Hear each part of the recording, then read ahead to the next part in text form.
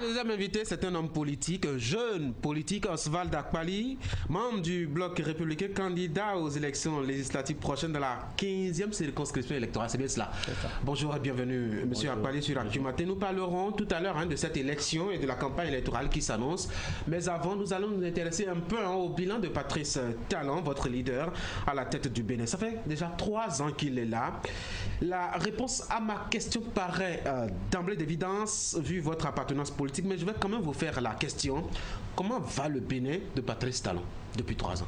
Oui, il y a 3 ans, effectivement, qu'on a accédé au pouvoir d'État avec l'homme Patrice Talon, comme il aime qu'on l'appelle aussi. Et en 3 ans, vous avez vu qu'on a un grand changement. Pas tant des réformes, toutes les réformes. Au départ, nous avons vu l'annulation des concours frauduleux. Il y a ces effets qui continuent jusqu'à aujourd'hui. Je crois qu'il y a... C'est positif ou négatif? Quand on dit annulation de concours frauduleux, c'est-à-dire que vous et moi, nous sommes diplômés et que nous sommes à la maison et que des gens qui n'ont pas ce diplôme travaillent à notre place. Donc c'est important pour que les parents qui sont chez eux et qui ont des enfants, qui ont toujours pensé un instant qu'après les études, ces enfants doivent sortir de la maison familiale pour aussi avoir un gagne-pain et qui n'ont pas cette opportunité. Avant-hier seulement, nous avons appris qu'au niveau de la Criette, il y a 110 agents qui ont été de façon fictive employés par l'État. Vous comprenez? Ces gens de dossiers qui sont sortis au public permettent de voir jusqu'où les réformes vont. Et c'est à l'actif des populations béninoises. Je ne vais pas ici faire l'apologie du président Talon mais les œuvres même parlent d'elles-mêmes, vous voyez. Donc vous n'avez évoqué que les réformes, hein, justement, même si c'est essentiellement pour ça qu'il a proposé sa candidature. Je donne des exemples simples que vous voyez. La dernière fois, on a fait la réforme de quitus fiscal.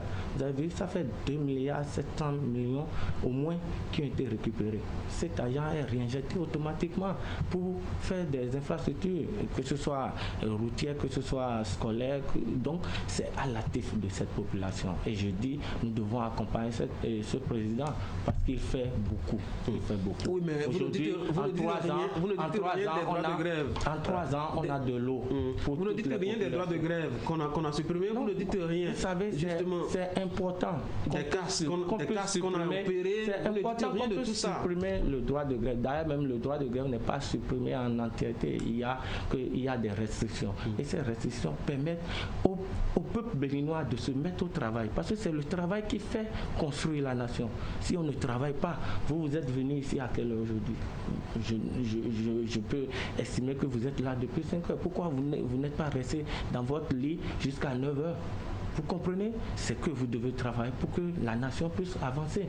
Donc, chacun à son niveau doit travailler. Moi, je trouve même qu'on ne doit pas passer sur ces réformes-là. Si on doit revenir sur certaines réformes, c'est dire pourquoi aujourd'hui les politiques ne veulent pas que les réformes les touchent. C'est la question que je me pose. Oui, justement, vous êtes un homme politique. Pourquoi vous pensez que c'est aux autres qu'il faut forcément appliquer les réformes? C'est-à-dire aujourd'hui, pendant qu'on a parlé de la loi sur l'embauche, pendant qu'on a parlé des grèves, pendant qu'on n'a pas du tout vu. Voilà. Donc pourquoi aujourd'hui... Dès qu'on a dit quitus fiscal, tout le monde a commencé à maugréer. Des politiques veulent s'arroger le droit de s'interdire d'être vraiment des Béninois exceptionnels pour ne pas accepter que les réformes que eux-mêmes ont mises en place. Oui, mais il faudrait que les réformes ne soient pas quelque peu ciblées. Je le dis comme ça parce que justement, il y a une catégorie de la classe politique qui pense fondamentalement qu'on a érigé ces réformes ou qu'on les a opérées en les ciblant particulièrement. Vous savez, par exemple, la réforme sur les partis politiques, ce n'est pas une réflexion du président Talon.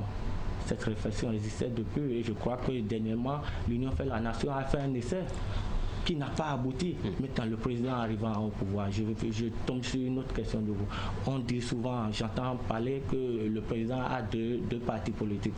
Mais je veux parler du bloc républicain. Vous savez, au niveau du bloc, on a 6700 membres fondateurs. Et ça, c'est les membres fondateurs légalement déposés au niveau du ministère ministère de l'Intérieur. Sur 1155 que la loi n'a rien à voir. Laissez-moi finir, que la loi a demandé. Parmi ceux-là, nous avons 109 partis politiques. Vous allez dire que ces partis politiques se sont vendus seulement au président de la République pour se retrouver dans un bloc et dire que ce bloc est l'apanage ou la propriété du président de la République. Je dis non. Nous avons 70 partis, nous avons 109 mouvements et associations. Tout ce monde n'est qu'à la solde du président de la République. Tout cela, vous savez comment est-ce que même selon la charte des partis politiques antérieurs, la fortune que quelqu'un met pour créer son parti politique, il va sacrifier ça seulement aux beaux yeux d'un président de la République. Oui, parce qu'il adhère à sa vision ou parce qu'il soutient ses actions. Oui. Les gens ont une idéologie et c'est par rapport à l'idéologie qu'ils ont choisi librement de venir au niveau du bloc républicain ou de l'Union progressiste. Même vous avez vu que dans cette réforme, on a demandé ici aux opposants de se mettre ensemble. Je crois que vous, journalistes, vous avez déploré l'impossibilité pour les opposants de se mettre ensemble. Maintenant, ne se mettant pas ensemble, c'est vrai que les lois qui sont mises en place seront difficiles à être exécutées. La belle preuve, nous avons vu des opposants qui sont sortis ici et qui ont dit que la caution de 249 millions qu'ils ne paieront pas, qu'ils ne vont pas mettre leur argent pour un casino électoral, qui préfèrent investir leur argent ailleurs. À quoi ça sert quand un homme politique qui est appelé à se mettre au service de la nation paye autant de sous? Ce n'est pas le seul homme qui paye. On a 83 candidats et ces 83, quand vous faites la division, vous verrez que c'est à peine 3 millions. Alors, que reste-t-il à faire à Patrice Talon en termes donc de réforme, puisque c'est pour ça qu'il a été élu? On voit qu'il a touché tous les secteurs de la vie nationale, politique, économique, sociale, tout ce que vous voulez. Que lui reste-t-il encore, puisqu'il a 2 ans devant lui? Non, il lui reste beaucoup et j'espère bien que le prochain Parlement l'accompagnera dans ce sens. Vous savez, il y a beaucoup d'autres choses à faire parce que notre pays sort de très loin. C'est vrai que nous sommes à la phase de l'amorcement d'un développement aujourd'hui, mais nous devons continuer dans ce rythme parce que, vous savez, si après Patrice Talon, il y a un autre président qui arrive au Bénin et que le président, même si il est encensé diaboliquement, il ne pourra pas détruire ce qu'on est en train de construire. C'est pour cela que je dis qu'il y a encore beaucoup à faire pour le président Patrice Talon et j'espère bien avec Quel sera le rôle alors de la prochaine mandature de l'Assemblée nationale justement? La prochaine mandature de l'Assemblée nationale aura pour rôle essentiel d'accompagner ces réformes, d'aller même au-delà de ce à quoi on a assisté actuellement. Oui, parce que vous savez, on a passé déjà la période la plus difficile. Maintenant, il faut garder la tangente et être toujours à la hauteur. On dit souvent, ce n'est pas parce que vous êtes un avion et que vous êtes en l'air que vous allez couper les moteurs. Il faudrait que les moteurs soient en marche pour que l'avion puisse garder l'attitude. Sinon que vous allez faire un crash. C'est de ça qu'il s'agit et c'est à cela que le prochain Parlement s'attardera pour accompagner le chef de l'État à réussir ces réformes. Parce que nous disons, à la fin du mandat, c'est le peuple même qui sortira pour acclamer. Dans la 15e circonscription électorale, quels sont vos arguments justement, M. De Bière, pour la campagne qui s'annonce? Encore que bon, c'est un match amical que vous voulez faire tranquillement entre frères. Non, rectifier. Il n'y a pas de match amical dans une élection. Vous savez, par exemple, nous sommes dans la... Que ce soit un élu Bière ou UP, dites-moi en quoi ça dérangerait Patrice Talon dans sa volonté de faire des réformes et d'avoir une Assemblée nationale qui lui facilite la tâche. Patrice Talon n'est pas candidat aux élections législatives. Oui, mais il a besoin d'une majorité au Parlement. Qui sont des Béninois.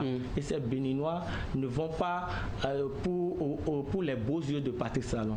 Ces candidats vont parce qu'ils ont des arguments pour convaincre les populations. Et nous, au niveau du bloc républicain, nous allons dans la 15e pour rafler tous les sièges. vous savez, on a 4 sièges à pouvoir dans la 15e. Voilà des jumeaux qui n'ont pas le sens du partage. Non, on ne peut pas aller sur un terrain ou un concours et dire que parce qu'on est frère, qu'on puisse faciliter la tâche à notre frère. Nous allons même à un concours. Ce n'est même pas un examen. Ça veut dire que le nombre de sièges est déjà limité. On n'a pas dit, bon, quand vous aurez la moyenne, vous allez passer. Non, si vous ne raflez pas le maximum, c'est dommage pour vous. Donc, c'est en cela qu'on dit qu'on se bat sur le terrain de jour. Vous dites quoi aux populations particulièrement? Non, nous ne sommes pas encore en campagne, donc nous n'allons pas pour dire quoi que ce soit aux populations. Nous attendons le 12, le lancement de la période de campagne, et vous verrez, vous les journalistes, ce qu'on aura à proposer. Mais d'ores et déjà, moi je dis que les 3 ans de Patrice Talon, le bilan que le président Patrice Talon a aujourd'hui est à notre actif. Et les populations, quand on les écoute, on n'a pas beaucoup à dire. Merci beaucoup Oswald Akpali d'être venu sur Actu Matin. Je vous souhaite beaucoup de courage d'ailleurs. Merci beaucoup. Bonne journée. Bonne journée. Mesdames et messieurs, on va marquer une pause. On revient par ici avec le plateau Santé de Zakiat.